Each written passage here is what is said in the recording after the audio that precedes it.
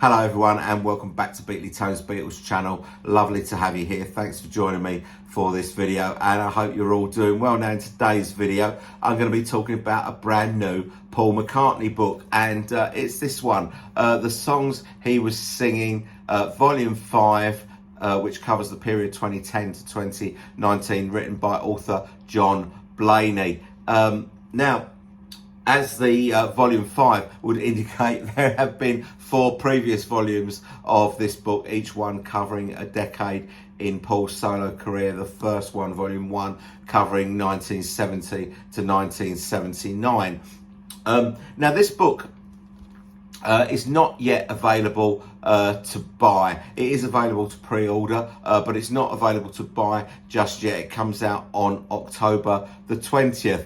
So how comes you've got a copy of it, Beatley Tone? I can hear you asking. Well, the reason I've got a copy of it is that John contacted me via email and said, would you like a copy of my brand new book? To which I said, yes, please, thanks very much. And he sent it to me, which is the first time I've ever been sent any swag since I started my channel. So very pleased to have that, and we're going to be talking about this in a minute. Now, when we were exchanging emails, John said he was going to send me a couple of his other books that he's written, which was really nice of him. So he sent me this one on John Lennon's solo career. Listen to this book. This is a book that covers the whole of John's solo career. It's 300 pages long.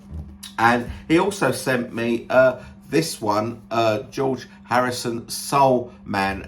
This is part 1 of 2. This covers George's solo career from Wonderwall music to the self-titled album George Harrison from 1979. Now all these books kind of follow the same format, which we'll talk about in a minute. But also John has kindly agreed to come on the channel and be interviewed by me, which will be another first for this channel. First time I've interviewed an author. And so that's really exciting. I'm looking forward to that. And we're going to do that close to the release date, which, as I said, was the 20th of October. Now, the book is available to pre-order at the moment. I won't bother putting the links because, you know, if you're going via Amazon, it's different link for different territories or whatever, and I'm sure you can negotiate your way around that. But I will tell you that in the UK, the price of this book is £25. Okay, so let's talk about the book. Now, I think I know what you're thinking at this stage. You're probably thinking, not another Paul McCartney book, because they have been a bit like buses recently. We don't get any for years and years and years, and then we get 3 all at once, and that's not even including Paul's own book, 1964, The Eyes of the Storm. You know, back end of last year, we got the McCartney Legacy by Cosin and Sinclair. Then we got Luca Parese's book, The Stories Behind the Songs, and now we're getting John Blaney's book, The Songs He Was Singing, Volume 5. But this book is very different from those others. It kind of serves 2 main purposes. One is it's a very good reference book, and secondly, it offers a review of every single song during the period, which those other books don't really do. They don't really review the tracks and give opinions about the song. John is a very straight talking bloke in this book. If he doesn't like a song, he tells you he doesn't like it, and he tells you why he doesn't like it. And I like that about his writing. He's not pulling the wool over anyone's eyes. Very honest reviews. I don't always agree with his opinions about songs, but that's perfectly normal. We all hear things differently, and that is the beauty of discussing music. It's always the beauty of discussing music, that we all hear things differently. So we don't have to agree with John to you know, enjoy the book. Some things I certainly do agree with him, and some things I don't, and that's the way it goes. It's a kind of balance. But so if we were to take an album from the period, say Egypt Station, for example, you would get at the start of the Egypt Station section, you would get a list of the tracks, the release date and the chart position for both UK and US. We have like pictures of all the, you know, of the sleeves and the various different labels that came out in different territories, coloured vinyls, all that sort of stuff. So it's really good for reference purposes before you even get onto the opinions that are in the book as well.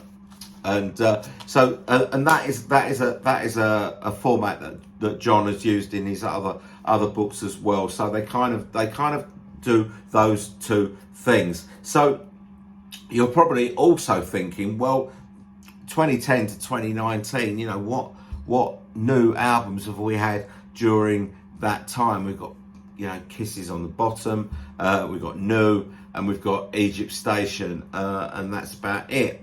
But that's not the case, because this book also covers the archive collection period as well, because obviously the archive started with Band on the Run in 2010, and that is why for a book that covers 2010 to 2019, we've got a picture of the Band on the Run record label on the front. He does that on all his books. The first album of the period goes on the front, and the last album of the period goes on the back. So they got Egypt Station on the back. Now, so with the archive collection, he kind of does something similar to what I've done on my videos on the archive collection, where he doesn't talk about the main albums, because if you were to take, say, Venus and Mars, which came out within this period as an archive collection in 2014, he's already covered the Venus and Mars songs in volume 1, because that was the period that covered 1975 when Venus and Mars first come out. But what he does discuss in this book is the extra material, and you get pictures of the archive collections and all the pictures of the CDs and stuff like that as Band on the Run there.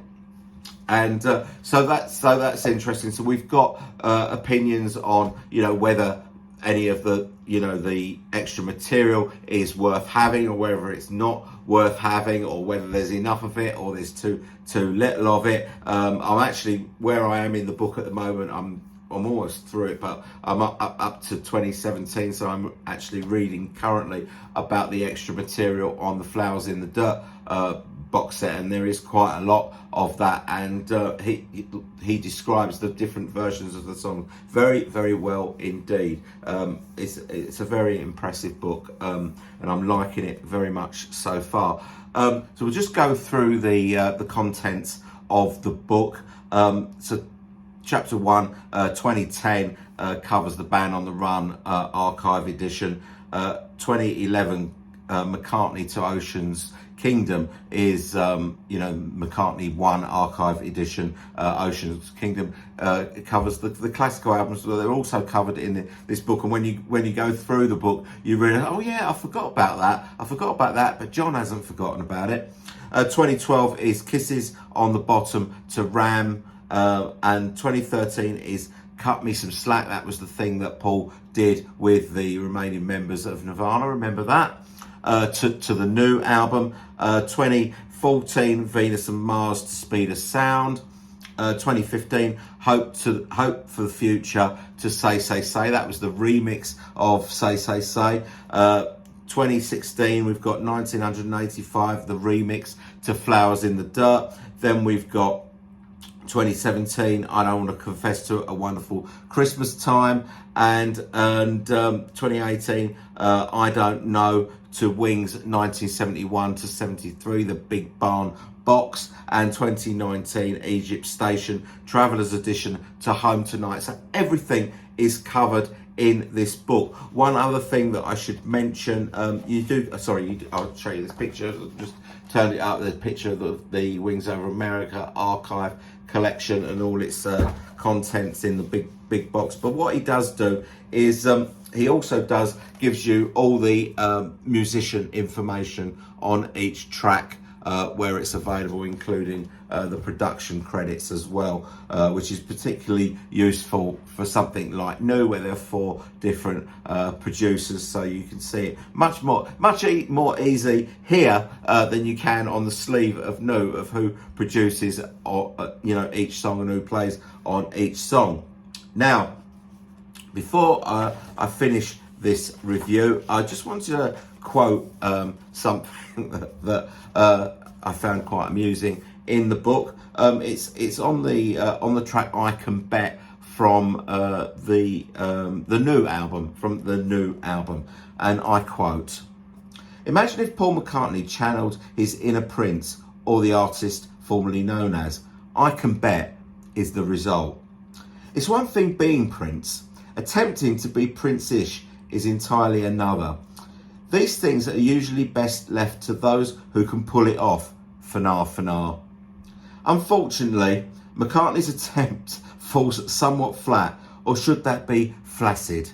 That is the quote directly from the I Can Bet. Now, I can bet, and I'm going to stick my neck out here, that I'm going to say that is the first time there has ever been a knob gag in a Paul McCartney book. So there you go. So that is my review. I think this book is really good. I thoroughly recommend it. If you like these sort of books that go track by track and review all the tracks and give you all the information about the tracks, this is the baby. And obviously go back and get the earlier ones as well. So as I said, we will be having John on the channel in October to talk about the book. So if you've got any specific questions you want me to ask John during that interview, please put them down in the comments below. If you want to say anything else about the book, again, down in the comments. I read all your comments. I will respond to all your comments as well.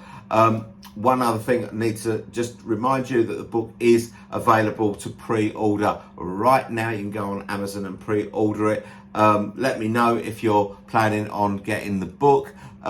If you do get it, enjoy it, as I'm absolutely certain that you will. It's a great read. Okay, that's all from me. Thanks very much for watching. I hope you've enjoyed this video, and I'll see you all very soon. Bye-bye.